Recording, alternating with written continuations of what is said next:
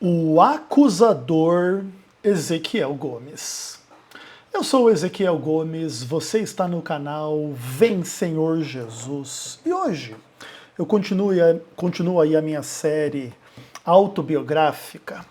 E hoje eu vou comentar sobre uma das questões mais complexas, curiosas e que bugam um pouco a cabeça das pessoas quando se fala na minha personalidade, na minha atuação como um adventista do sétimo dia, que tem que ver um pouco assim com a minha postura de fazer acusações contra a liderança da igreja e etc, e etc, e etc. Inclusive, recentemente, os dois últimos vídeos do meu canal são exemplos desse tipo de postura que eu tenho.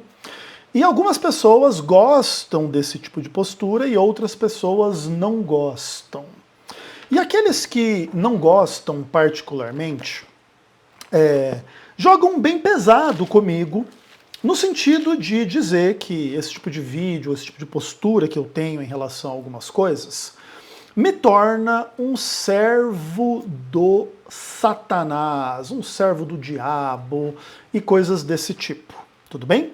Então, por exemplo, Apocalipse capítulo 12, verso 10, a Bíblia diz assim: foi expulso o acusador dos nossos irmãos, o mesmo que os acusa de dia e de noite diante do nosso Deus.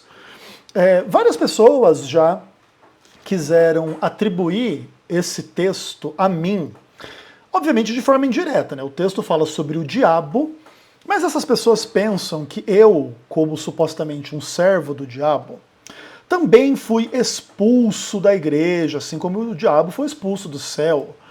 E assim como o diabo acusa as pessoas, o Ezequiel Gomes também acusa as pessoas. Isso é uma característica satânica. E diante disso, não se deve dar atenção às coisas que o Ezequiel Gomes fala nesse tipo de aspecto, porque tudo isso é inspirado pelo diabo com o objetivo de enganar as pessoas, denegrir a igreja, os líderes da igreja, e tá tudo certo com a igreja, e o Ezequiel Gomes é que é o verdadeiro problema. Ok, legal, eu acho que as pessoas têm o total direito a perceber as coisas desta forma, e eu não vou aqui exatamente me justificar, ainda que eu vou, obviamente, trazer um outro lado, a respeito destas questões. E eu vou comentar, esse que é um assunto sempre recorrente, mas cedo ou mais tarde, quando eu faço alguma crítica aqui no canal, especialmente uma crítica mais mordaz, mais pesada, esse tipo de percepção volta a correr, enfim, estar presente nos comentários e etc. E tudo bem, vamos bater um papo a esse respeito. Antes de eu trazer algumas perspectivas bíblicas a respeito desse assunto, deixa eu fazer um panorama geral da minha vida em relação a estas questões, para, quem sabe, iluminar e esclarecer você um pouco sobre como que eu penso sobre estas coisas e como que eu me sinto diante desse tipo de percepção. Então, vamos lá. Eu me tornei ateu e um anticristão muito cedo na minha vida, como eu inclusive contei aqui nessa série, quando eu falei um pouco da minha conversão. Dos meus 10 para 11 anos de idade, eu tive assim uma epifania ao inverso. Eu cheguei à conclusão de que Deus não existia, que tudo aquilo que as pessoas falavam a respeito de Deus era pura fantasia e mentira, e etc e tal. E eu vivi a minha vida por muitos e muitos anos como ateu. Tudo bem? Eu vou me converter na Igreja Adventista do Sétimo Dia dos meus 24 para 25 anos de idade. Então, dos meus 10 até os meus quase 25 anos de idade, eu fui ateu, ainda que, a partir dos meus 20 anos de idade, foi que eu comecei a questionar um pouco o ateísmo, estudar o I Ching e tal, que foi todo um processo lento que me conduziu, à minha conversão e a me tornar um adventista do sétimo dia. Já contei toda essa história aqui, quem não viu, é só voltar, ver os últimos vídeos aí onde eu falo desse assunto. Mas o que acontece? Eu me tornei ateu ali dos meus 10 para 11 anos de idade, e essa foi mais ou menos a época da minha vida em que o rock entrou na minha história. Quando eu tinha, se eu não me engano, 11 anos de idade, o Guns N' Roses, famosa banda de rock aí no mundo, lançou um videoclipe de uma música que se chamava November Rain, né, que é as chuvas de novembro. Inclusive, eu estou gravando isso aqui em dezembro aqui no Brasil e tá uma December Rain aqui, né? Não sei se vocês estão conseguindo ouvir a chuva que está caindo aqui, né? Estamos no mês de dezembro, mais precisamente eu estou gravando no dia 21 de dezembro, é quase Natal, né? E tal. E aí a gente tava lá na época que eu tinha 11 anos de idade, e o Guns N' Roses lançou essa música. Inclusive, o lançamento do videoclipe aconteceu no Fantástico. Era uma época muito diferente, né? Não havia internet e tal. Então, por exemplo, o lançamento do vídeo do Guns N' Roses no Fantástico foi um evento assim, tal, e eu lembro que eu estava assistindo, e eu simplesmente me apaixonei por aquela música. Eu era criança, né, de certa forma, ainda, e o fato é que eu fiquei muito curioso a respeito, né? Que grupo era aquele? Que banda era aquela? E tal, e eu queria aprender a cantar aquela canção e a entender do que ela falava e coisas do tipo. A minha irmã mais velha, a esta época, acredito eu que ela tinha entre 16 e 17 anos de idade, tá? E aí eu perguntei pra ela, falei, Lu, o nome dela é Luciana, tá? Adorei essa música, quero saber mais, quero entender, o que você pode me ensinar? E aí ela foi atrás, e eu não sei se ela pegou uma revista, alguma coisa que continha a letra dessa música. E eu comecei a ouvir a música, pegar a letra em inglês e escrever a pronúncia, como seria em português, daquela letra em inglês. Então, por exemplo, a primeira frase da canção é When I look into your eyes, I can see a love restrained.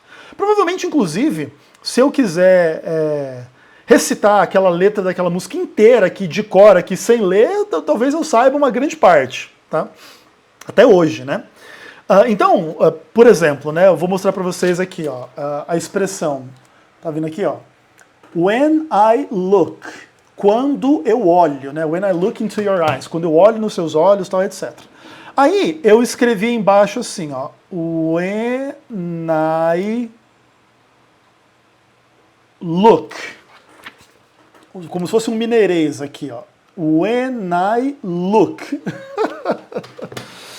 E, interessantemente, eu tinha 11 anos de idade, essa tarefa foi a minha primeira aula de inglês na vida, tá? E o inglês veio a ser, posteriormente, uma língua que abriu portas para a minha vida, assim, em inúmeros aspectos. Então, a partir dessa primeira aula, eu comecei a estudar inglês, e eu fui em ampla medida autodidata, mas a minha irmã me ajudou assim com os fundamentos básicos, né, sobre como consultar dicionário, gramática e etc. E obviamente ela foi a minha professora naquele início, vamos dizer assim. Mas eu estudei muito inglês na minha vida, estudei por conta, estudei sozinho. Mas o fato é que eu aprendi inglês para cantar as canções, para entender o que as letras falavam. E depois, no futuro, eu vou me tornar compositor das minhas próprias letras, eu vou fazer um monte de coisa assim no universo, inclusive de tradução, por exemplo. Eu já ganhei bastante dinheiro fazendo tradução, especialmente em contextos de jornalismo e site de criptomoedas e etc. Posso, inclusive, depois contar um pouco, né, da minha trajetória como jornalista para vocês, não nesse vídeo, que é uma das coisas curiosas da minha vida, na real, e etc. E também, assim, inclusive, já fiz várias traduções na Igreja Adventista do Sétimo Dia, né? Eu fui tradutor do site do Instituto de Pesquisas Bíblicas da Conferência Geral, etc.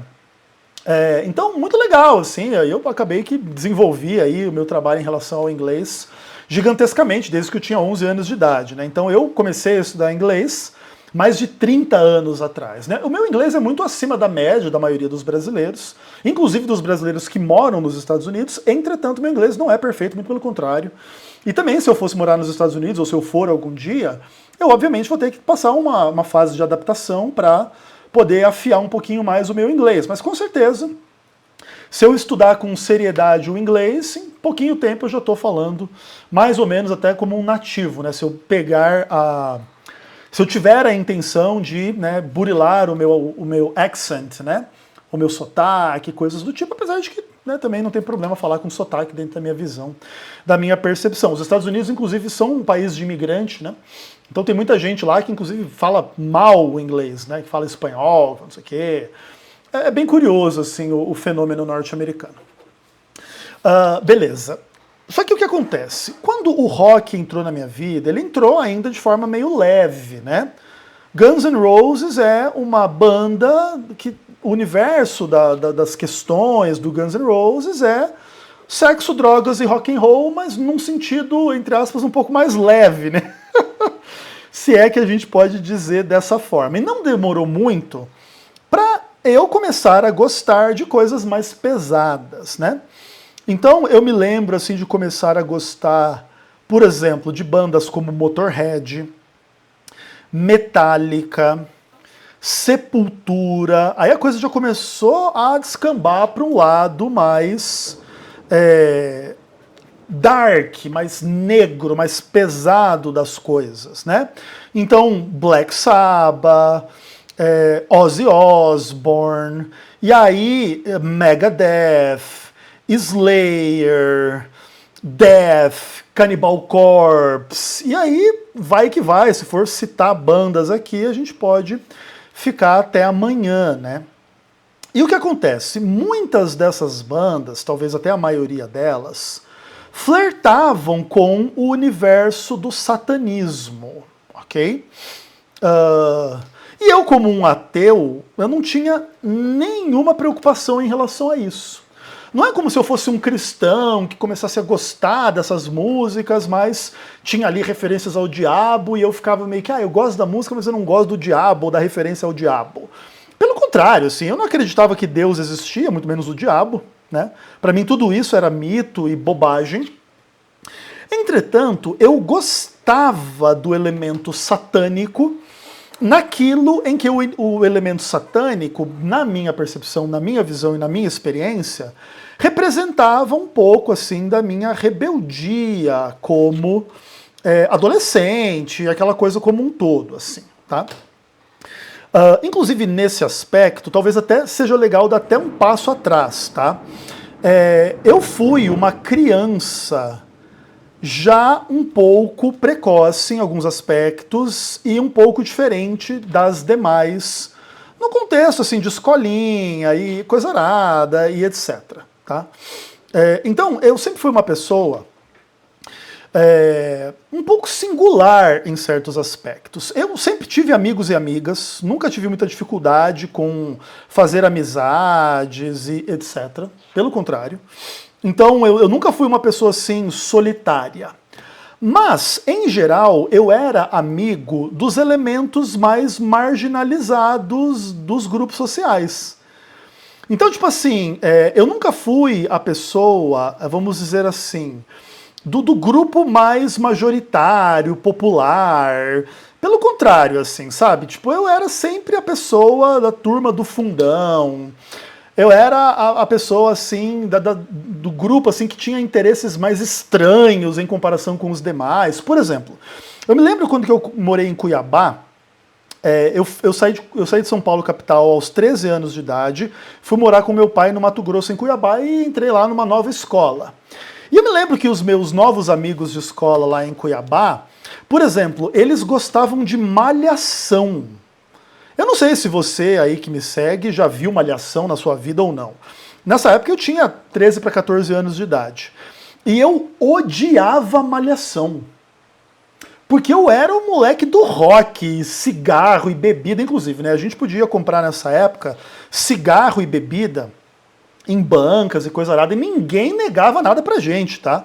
Eu lembro que com 10, 11 anos de idade, já em São Paulo, eu já podia comprar cigarro e cerveja e bebida, e ninguém negava de vender, né? Anos 90 era pesado, assim. Então, o que acontece?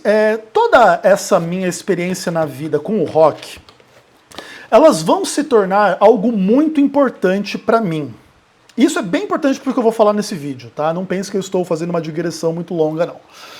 O que acontece?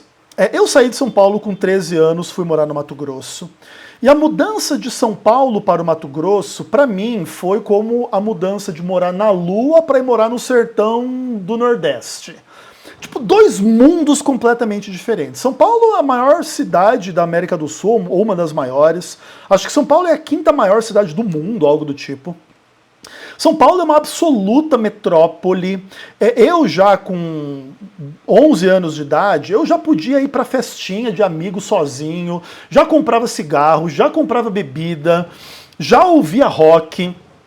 Então, tipo assim, cara, eu tinha uma vida muito diferente, assim, do ponto de vista de alguém que tinha a mesma idade que eu no Mato Grosso, né? Por mais que fosse Cuiabá a capital, pra mim Mato Grosso era uma roça, né? Era pura roça. E eu saí de São Paulo e fui para o Mato Grosso por, né, obrigação, não porque eu quis, né? Meu pai que mandou e eu que obedeci, né? Até porque eu também não tinha muita escolha. Então o que acontece? Quando eu cheguei no Mato Grosso, eu me agarrei aos elementos da minha vida que eu trazia até ali, entendeu? E o rock era uma das principais coisas. Também o cigarro, também a bebida, daqui a pouco as drogas vão entrar na minha vida, etc.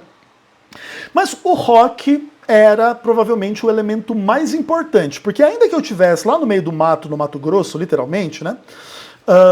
Se eu pegasse o meu fone e eu estivesse ouvindo Slayer, Cannibal Corpse, Death, Brujeria, sei lá o que tipo de coisa que eu poderia ouvir, a Morbid Angel e toda essa desgraceira aí do death metal, black metal, Venom, Slayer, todo mundo, toda essa galera aí, eu ouvia tudo. Eu estava no meu mundo. Então, ainda que eu estivesse numa roça, eu tô ouvindo Slayer, eu tô em casa, entendeu? Era assim que eu me sentia. E muitas dessas bandas, como eu falei, elas tinham esse elemento satânico bem presente. E eu, como ateu, eu enxergava essas referências ao Satanás como uma referência a essa mitologia e me tornava um representante de uma minoria na sociedade. E ao invés de eu ter vergonha disso, de eu achar isso ruim, porque eu quero participar da sociedade, e a sociedade não me quer, pelo contrário, eu achava aquilo excelente. Em resumo, eu adorava ser do diabo, que era o que eu pensava na época, não no sentido que eu pensasse que o diabo existia, mas ser do diabo para mim era ser legal, era ser uma pessoa melhor do que a maioria, porque eu tinha gostos melhores do que a maioria, e a maioria era tudo retardado mental, e eu estava, na minha fantasia, na minha cabeça, um pouquinho acima da carne seca. É uma coisa engraçada isso, assim. Então, vamos, depois dessa digressão feita, vamos trabalhar algumas questões aí da minha identidade adventista do sétimo dia. O que acontece? A minha conversão, ela foi uma conversão lenta, vagarosa, complexa, mas ela foi extremamente profunda, tá? A minha conversão, ela é uma coisa assim muito gostosa da minha vida, assim, uma coisa maravilhosa.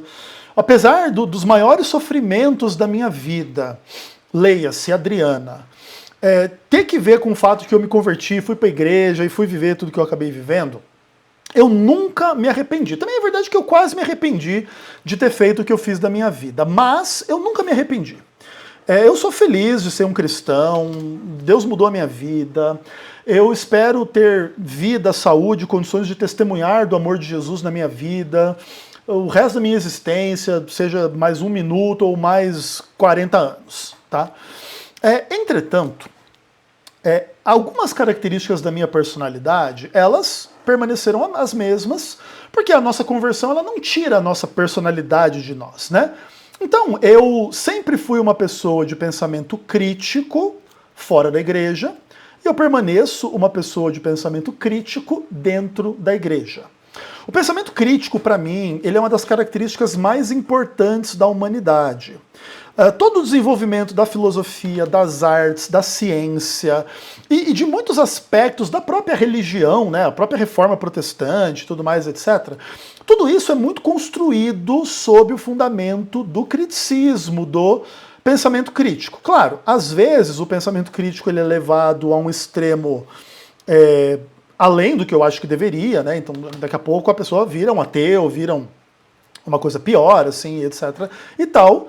Mas alguma dose de pensamento crítico é necessária para você também não ser um completo imbecil na vida, né? Pessoa que não tem muito pensamento crítico ou alguma dose de pensamento crítico é uma completa idiota, né? E tudo mais. Então, para mim, o pensamento crítico sempre foi uma coisa extremamente importante. E as primeiras vezes que algumas opiniões minhas dentro da igreja começaram a fazer com que algumas pessoas me acusassem de ser uma pessoa do diabo, eu tive uma sensação bem interessante quando isso começou a acontecer. Porque ser a pessoa do diabo, pra mim, sempre foi uma coisa legal. E assim, tipo, assim, quando a pessoa me acusa de ser do diabo, especialmente assim, nesses motivos idiotas dessas discussões, assim, onde obviamente eu estou certo e a pessoa está errada, e ainda assim ela pensa que eu sou do diabo porque eu tenho uma opinião que é diferente da opinião retardada mental que ela tem, eu me sinto assim muito em casa.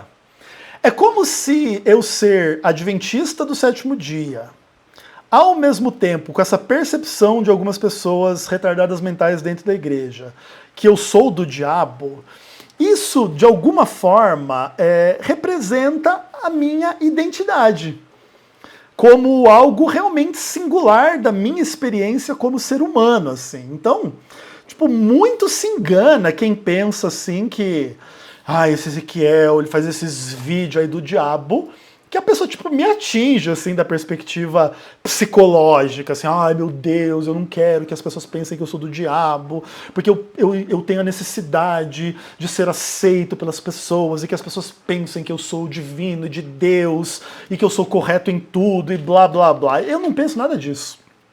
Eu estou satisfeito em pertencer à minoria. Eu estou acostumado a lidar com gente burra dentro ou fora da igreja, e a maior parte das pessoas que me acusa de ser do diabo, que é uma coisa engraçada, né? Elas me acusam de ser o acusador e o acusador é o diabo, mas quando elas me acusam, elas são de Deus, né? Isso é muito interessante, assim, porque nesse caso, por exemplo, se eu fosse do diabo porque eu tenho acusações, quem me acusa também seria do diabo, não é óbvio? É óbvio, né? Se essa fosse a lógica, basta você acusar, você é do diabo. Então, inclusive, até Deus, até Jesus, até os apóstolos, até os profetas, todo mundo na Bíblia é do diabo, porque todo mundo acusou, exortou, denunciou e etc. Mas nós estamos avançando mais rápido do que eu gostaria. Mas o ponto é assim, só para enfatizar um pouco mais a minha experiência psicológica. Eu entendo bem as questões e eu não penso que eu sou o dono da verdade no que tange as discussões de opinião.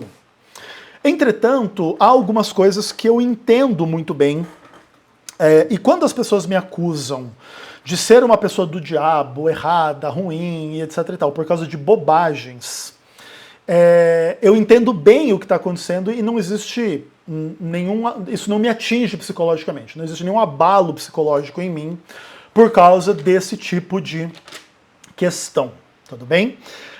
E aí eu posso me aprofundar um pouquinho mais assim e vamos tentar falar um pouquinho de algumas questões bíblicas, tudo bem? Bom, quando a gente estuda esse tema da acusação, existem algumas coisas que me chamam a atenção na palavra de Deus, tudo bem? Vou pegar a Bíblia aqui e vamos excursionar um pouco por alguns textos bíblicos. E eu vou começar com Êxodo capítulo 23, versículo de número 7, tá bem? Bom, deixa eu ver se é isso mesmo, que eu acho que eu tô... não sei se eu anotei alguma coisa errada aqui. Não, tá certo. Eu tava lendo o verso 6 e tava achando que eu tinha anotado errado. Então assim, olha, o verso 7 do capítulo 23 do Êxodo diz assim: da falsa acusação te afastarás, não matarás o inocente e o justo, porque não justificarei o ímpio. Esse texto ele é envolvido numa polêmica grande, porque lá no Novo Testamento vai dizer que Deus justifica o ímpio, né, especialmente Paulo. Mas a gente não precisa entrar nessa discussão agora, a gente pode falar sobre a doutrina da justificação, inclusive, um pouco mais no futuro aqui no canal. Mas esse texto é interessante nesse aspecto. Mas aqui se fala uma coisa interessante. Nós devemos nos afastar do quê? Da falsa acusação, né? Vamos lá. Bíblia na cara do povo, ó, da falsa acusação.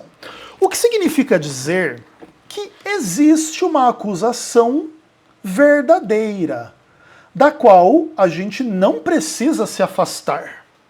Então, o verdadeiro ponto que nós precisamos trabalhar, quando a gente vai discutir essas questões de acusação, não é simplesmente assim, fulano tem uma acusação, ele é do diabo, acabou a conversa. Não, peraí. Esta acusação é falsa, aí você pode concluir desta forma, o pai da mentira é o diabo, ele é que acusa com esse aspecto, com esse sentido negativo, maldoso, maligno e etc. Então, ok, entendemos e beleza, essas acusações são satânicas. Mas uma acusação verdadeira não pode cair sob a mesma condenação, porque aí se torna pecado ou do diabo falar a verdade. Vamos dizer que você pegue um ladrão roubando o seu estabelecimento. Você vai lá e acusa ele, ó, esse cara roubou meu estabelecimento. Não, não pode acusar, você é do diabo. Obviamente que, né, seria ridículo pensar desta forma. Então as pessoas que simplesmente dizem que eu tenho acusação, então eu sou do diabo, elas são ridículas. Porque elas têm que entrar no mérito da acusação. E aí, caso a minha acusação seja injusta e faz sentido eu ser do diabo, caso a minha acusação seja justa, não posso ser colocado desta forma. E aí tem alguns outros textos bíblicos que me chamam a atenção nesse aspecto. Por exemplo, João capítulo 5, verso 45, né? E aí Jesus está num embate ali com os fariseus e tal, e ele fala assim para eles: não penseis que eu vos acusarei perante o Pai. Quem vos acusa é Moisés, em quem tendes firmado a vossa confiança. Porque se de fato cresceis em Moisés, também creríeis em mim, porque ele escreveu a meu respeito. Se, porém, não credes nos seus escritos, como crereis nas minhas palavras? Isso é muito interessante, assim, porque tem muito evangélico retardado mental que às vezes faz essas falsas dicotomias, né? Não, vocês querem ficar com a lei, não com Cristo. Vocês querem Moisés e não a graça. E Jesus fala, se você não crê no que Moisés disse, você nem crê em mim. Porque a meu respeito escreveu Moisés. E Moisés escreveu a respeito de Deus, e Jesus é Deus. Inclusive, quando Moisés fala que Deus criou o mundo em 6 dias e descansou no 7º, e abençoou e santificou o dia 7º, e ordenou a guarda do sábado, Moisés estava escrevendo a respeito de Jesus, o Senhor do sábado, e inclusive porque o 7º dia é o sábado do Senhor, teu Deus. Então, o evangélico que quer usar esse tipo de argumento contra a guarda do sábado é puro retardado mental. Mas, no que tange à discussão da acusação, veja que Jesus fala, não, eu não vou acusar vocês perante o Pai. Quem vai acusar vocês é Moisés. Então, olha que interessante. Moisés era do diabo, mas ele tinha acusações contra o povo de Deus. E a gente vai dar uma lidinha, pelo menos em uma dessas acusações, para você perceber, inclusive, que Moisés tinha acusações pesadas, tá? Não era, assim, acusações leves. Vamos dar uma lidinha aí. Deuteronômio, capítulo 31, verso 24 até o verso 30, ou 29, aqui, até o verso 29.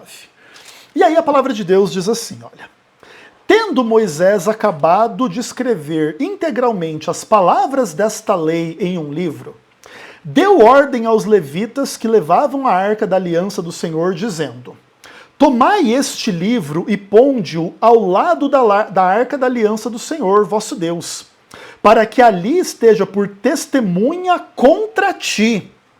Porque eu conheço a tua rebeldia e a tua dura cerviz.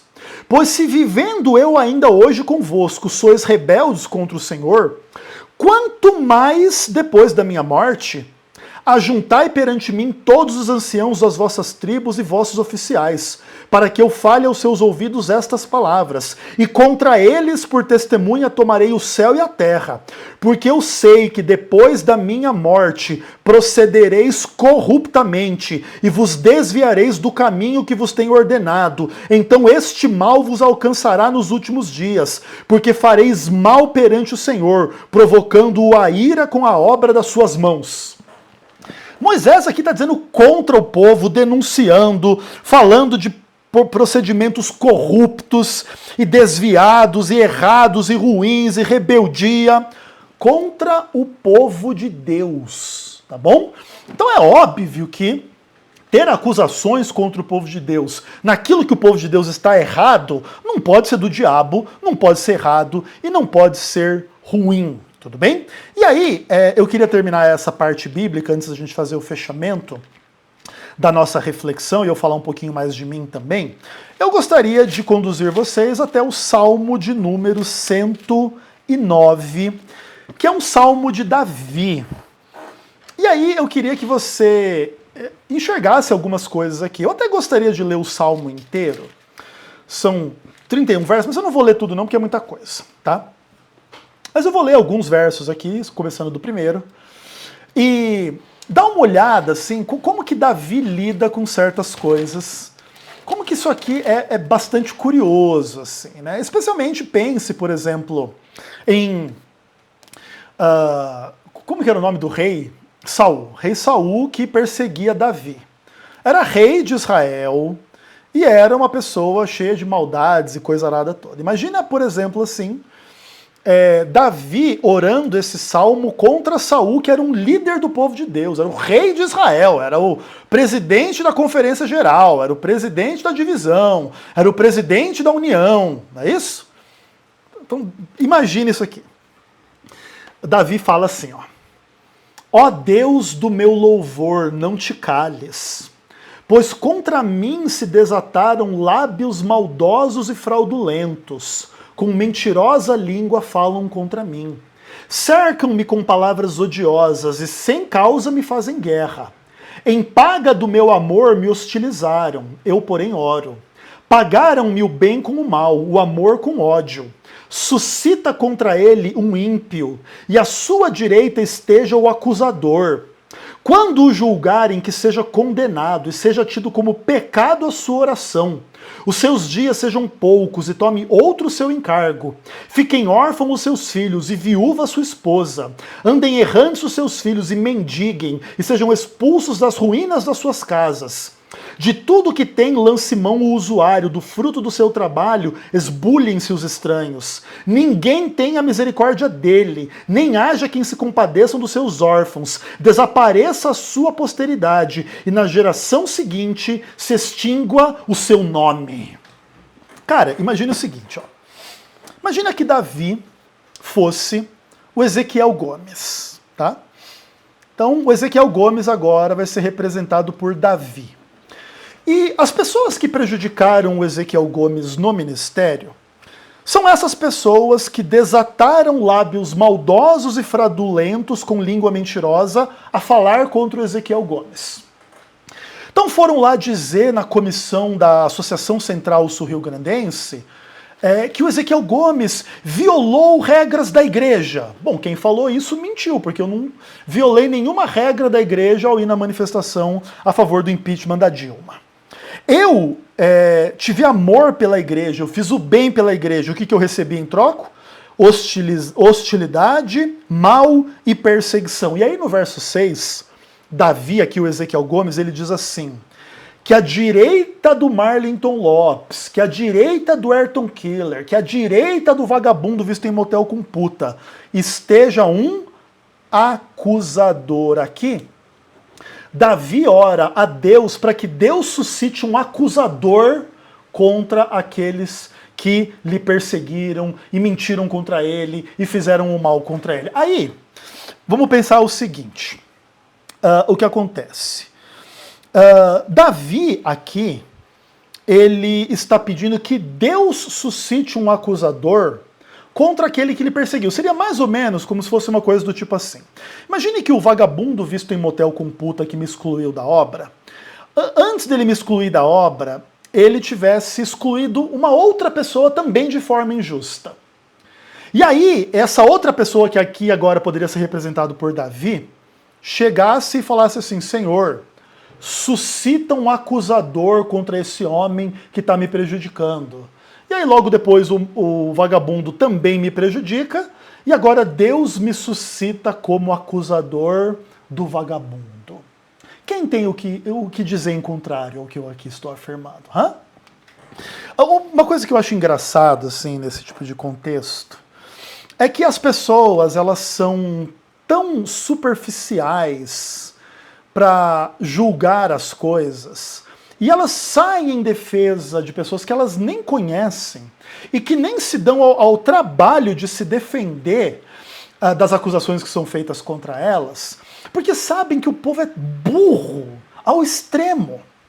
E o que acontece, assim, a minha posição como acusador dentro da igreja, nesse tipo de aspecto, é inclusive a condição análoga a quem escreveu a palavra de Deus, no caso, Davi.